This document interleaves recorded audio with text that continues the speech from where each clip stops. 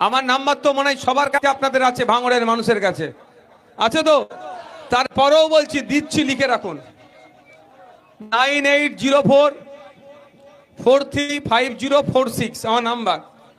আমার এখানে রেকাজুল নেতৃত্ব যারা আছে এদেরকেও বলা হয়েছে, এদের চোখ এড়িয়ে যদি কেউ আপনাদের কাছে একটা টাকার তোলাবাজি করে, এই সার্টিফিকেট টেনে দেবো, 500 টাকা দিতে হবে, এই করে দেবো, তোমার 500 টাকা দিতে হবে, এই জমিটা বিক্রি করছো আমাদেরকে না টাকা দিলে জমি বিক্রি করতে দেবো না। যদি আমার আড়ালে, আমার নেতৃত্বদের আড়ালে এই কাজ করে, সরাসরি আমাকে ফোন করতে পারেন, আমার নেতৃত্বদেরকে বলতে পারেন। আমার নাম্বার দিয়ে দিয়েছি 9804435046 আমার নাম্বার। সরাসরি ফোন করে বলবেন আপনার ওই নেতা আমার কাছে এসে টাকা চেয়েছে, ওই নেতার বিরুদ্ধে ব্যবস্থা আমরা গ্রহণ করব, কোনো তোলাবাজি করতে দেব না। আমার নেতারাও রেডি আছে, বলে দেওয়া আছে নেতাদেরকে। কি এদেরকে জানাতে পারেন, হয়তো আমাকে পাচ্ছেন, এদেরকে জানাবেন, আমার কাছে খবর চলে আসবে। নাম্বারটা 9804435046। অর্থাৎ আমি নাম্বারটা এই জন্যই দিচ্ছি, ভাঙড়ে আমরা শান্তি চাই। কি গো, দিন আনে দিন খাই তো আমরা ভাঙড়ের মানুষরা, যে যার কাজে কামে ব্যস্ত থাকি তো আমরা কি পরের মেরে খাই? কেউ আমরা পরের মেরে খাই না। আমরা আইএসএফ যে করে দেখো সেও কাজ করে, কেউ মাঠে কাটে, কেউ গাড়ি চালায়, কেউ রিক্সা চালায়, আর আপনারা যারা সামনের সাইডে দাঁড়িয়ে আছেন তারাও সব খেটে খায়।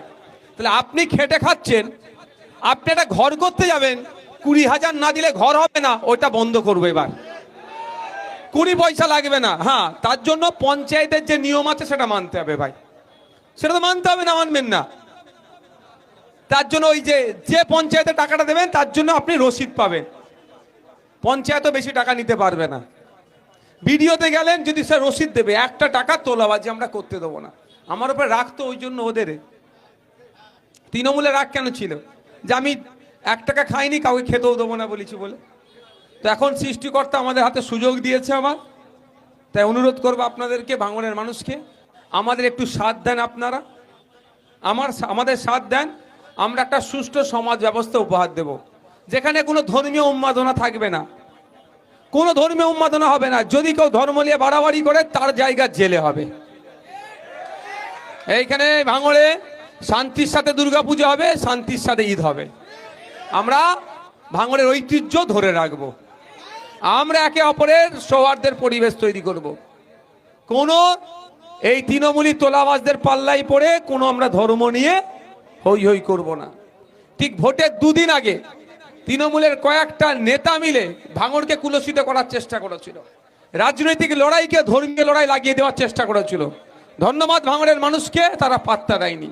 আগামী দিনে করতে পারে, শান্তির ভাঙড় ওদের অসহ্য লাগতে পারে। তাই আপনাদের বলবো, আমি যে কথা দিয়েছিলাম এখনো কথা দিচ্ছি, যে লড়াই মানুষের জন্য আমি লড়বো, আপনাদের সাথ দেব, নিতে হবে আমার।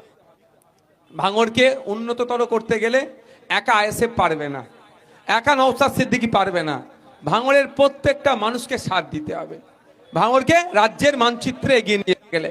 তাই সুতরাং কে বিজেপি করছে, ওই ছেলেটা বিজেপি করে, ওই ছেলেটা তৃণমূল করে, ওই ছেলেটা জমি কমিটি, ও সিপিএম, ও কংগ্রেস, ও আইএসএফ, এই ভেদাভেদ আমাদের থাকবে না।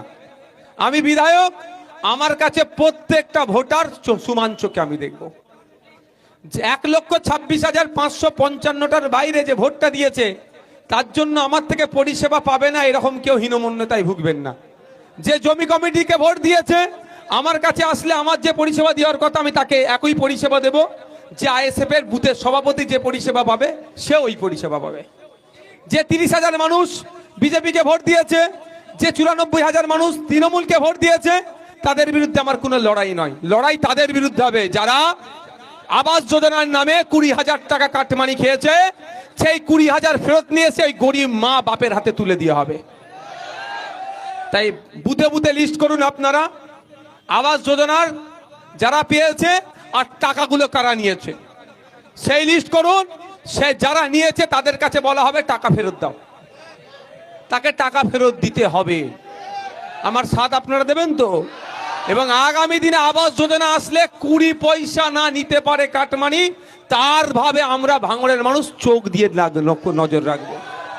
1 টাকা না, গরিব মানুষ 1,00,000 কত হাজার টাকা পাচ্ছে? 1,20,000 টাকায় ঘর করা দুষ্কর, তার উপর আবার 20,000 টাকা নিয়ে নেবে, 1,00,000 টাকা নিয়ে কি করবে? এগুলো বন্ধ করব। তাতে যদি আমার পার্টি অর্ধেক ভেঙে যায়, যাক।